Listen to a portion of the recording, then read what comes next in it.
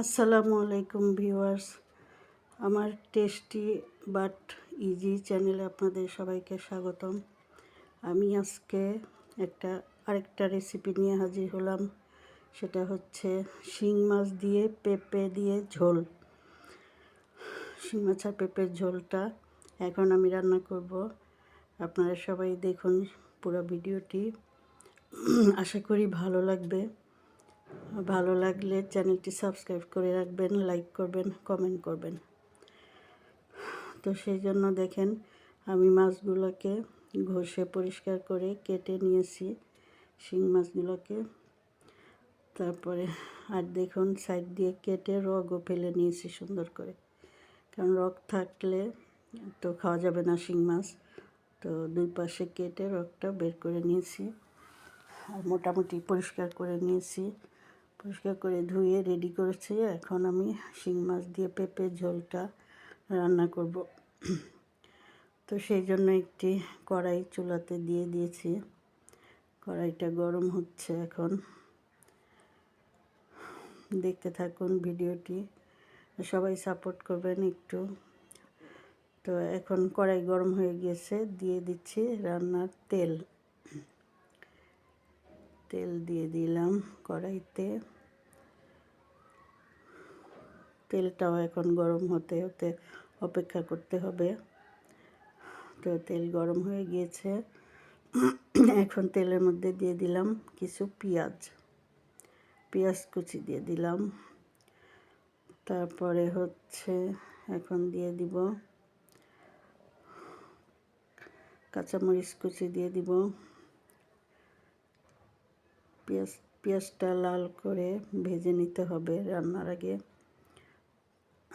তাহলে তরকারিটা থেকে একটা ভালো ফ্লেভার আসবে। এটা আমরা সবাই জানি। তারপরেও পেঁয়াজটাকে লাল হওয়া পর্যন্ত অপেক্ষা করি আমরা। তারপরে এখন কিছু কাঁচামরিচ দিয়ে দিলাম, কাঁচামরিচ ফালি। তারপরে রান্নার শেষে আবার কিছু দিব ফ্লেভার হওয়ার জন্য। তো এখন পেঁয়াজটা ভাজা হচ্ছে। তারপরে দিয়ে দিলাম আমি আদা বাটা 1 চামচ পরিমাণ। আমার যেই মাছ তাতে 4 চামচের 1 থেকে 1.5 চামচ দিলেই হয়ে যাচ্ছে। তারপরে হচ্ছে রসুন, সেটাও 4 চামচের 1 চামচ দিয়েছি রসুনটা। তারপরে এখন নেড়ে চেড়ে মশলাটাকে কষিয়ে নেব, যাতে আদা আর রসুনের কাঁচা গন্ধটা না আসে। মশলা কষানোতেই যে কোনো তরকারির স্বাদ নির্ভর করে। তারপরে দিয়ে দিলাম 1 চামচ হলুদের গুঁড়া।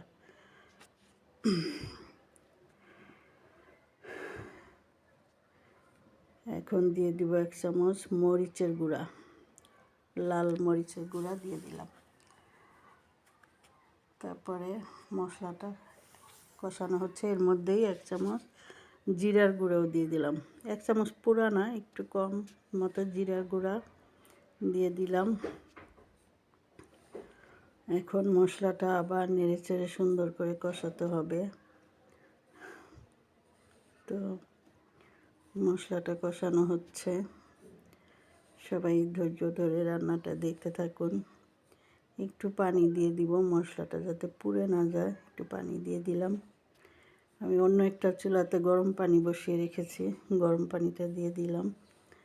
তো গরম পানি দিলে সব কিছু রান্না তাড়াতাড়ি হয়ে যায় আর টেস্টটাও ভালো আসে। রান্নাটা গরম পানিতে হলে আসলে ভালোই হয়, টেস্ট যেমন তেমন, কিন্তু রান্নাটা খুব তাড়াতাড়ি হয়, টেস্টও হয় আশা করি। তো হ্যাঁ, এখন আমার মশলা কষানো হয়ে গেছে। মাছগুলো দিয়ে দিলাম মশলার মধ্যে। মাছগুলো দিয়ে সুন্দর করে আবার কষাতে হবে।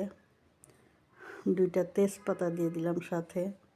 এমনি অন্য কোনো তো মাছে তো অন্য কোনো মশলা দিব না, গরম মশলা, শুধু তেজপাতা দিয়ে দিলাম 2টা। কারণ হচ্ছে এখানে ধনেপাতা নাই আমার, সেই জন্য 2টা তেজপাতাই দিয়ে দিলাম। কারণ শেষে ধনেপাতা দিলে তেজপাতাটা না দিলেও হতো, আমি দিতাম না আর কি। তো তেজপাতা দিয়ে দিলাম। এখন সুন্দর করে মাছটাকে কষাতে হবে। মাছটা কষাতে হবে, মাছ কষাতে কষাতে একটু সিদ্ধ হয়ে যাবে। আর মাছটা বেশ মানে শক্ত শক্তই। এখন একটু লবণ দিয়ে দিলাম, 1 চামচ মতো লবণ দিয়ে দিলাম মাছের মধ্যে। লবণটা দেওয়া হয়েছিল না, লবণটা দিয়ে দিলাম। মাছগুলো একদম ভেঙে যাচ্ছে না, মাছ শক্ত শক্তই আছে। এভাবে কষিয়ে নিচ্ছি, সুন্দর করে কষানো হচ্ছে এখন। আর আপনারা সবাই রান্নাটি দেখবেন। পেঁপে দেখেন, পেঁপে ঝোল। পেঁপে হলো আমি কেটে ধুয়ে পরিষ্কার করে রেখে দিয়েছি, এইভাবে কেটেছি আমি পেঁপেগুলোকে। তো এখন হলো তরকারিটা মাছের মধ্যে পেঁপে দিয়ে দিতে হবে। মাছের মধ্যেই দিয়ে দিব, মাছটা আর উঠাইনি কারণ মাছ শক্তই আছে, ভেঙে যাচ্ছে না। এই জন্য মাছের মধ্যেই পেঁপেটা দিয়ে একবারে কষিয়ে নিব। আবার কিছুক্ষণ সুন্দর করে কষাবো। আর মাছ যদি ভেঙে যাওয়ার চান্স থাকে তাহলে আপনারা কষানো মাছটা উঠিয়ে রাখবেন, তারপরে পেঁপেটা দিয়ে সুন্দর করে আবার পেঁপেটা কষিয়ে একটু সিদ্ধ মতো হইলে পানি দিয়ে তারপরে মাছ আবার আমরা শেষে দিয়ে দিই। ওইভাবেও করি রান্না। তো এখন আমার আজকের এই মাছগুলো বেশ ভালো শক্ত আছে, নরম হয়ে যাচ্ছে না, ভেঙে যাচ্ছে না। এই জন্য মাছের সাথেই পেঁপেটা দিয়ে দিলাম কষানোর জন্য। তো কষানো হচ্ছে মাছ আর পেঁপে সুন্দর করে। বেশ অনেকক্ষণ সময় নিয়েই আমি মাছ পেঁপেটাকে কষিয়েছি।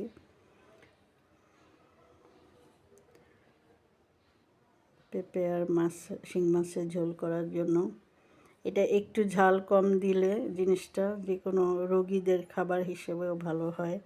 আর আমরা তো সবাই শিং মাছ পছন্দ করি কম বেশি।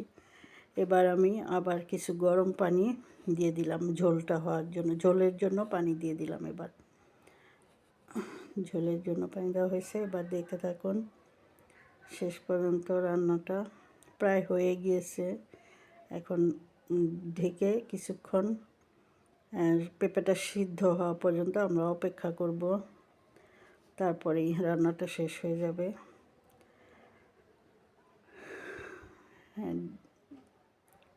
ভিউয়ার্স, পেঁপেটা ঢেকে দিয়েছিলাম তরকারিটা, তারপরে এখন ঢাকনা খুলে এটা দেখতেছি কেমন হলো। তো হ্যাঁ, সিদ্ধ হয়ে গিয়েছে পেঁপে। এর মধ্যে আমি কয়েকটা ফালি আবার কাঁচামরিচ দিয়ে দিলাম ফ্লেভারের জন্য লাস্টে।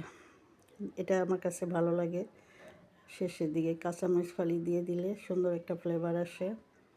আর আপনারা চ্যানেলটা সাবস্ক্রাইব করে রাখবেন। ধৈর্য ধরে দেখার জন্য সবাইকে ধন্যবাদ। আর সাপোর্ট করবেন আমাকে, কমেন্ট করবেন, কমেন্টে আমার ভুল ত্রুটিগুলো ধরিয়ে দিবেন। তারপরে হচ্ছে এখন আমি লাস্টে তরকারির উপরে ভাজা জিরার গুঁড়ো দিয়ে দিলাম। রান্নাটা আমার হয়ে গিয়েছে, এই দেখুন ফাইনাল লুক। ধন্যবাদ সবাইকে।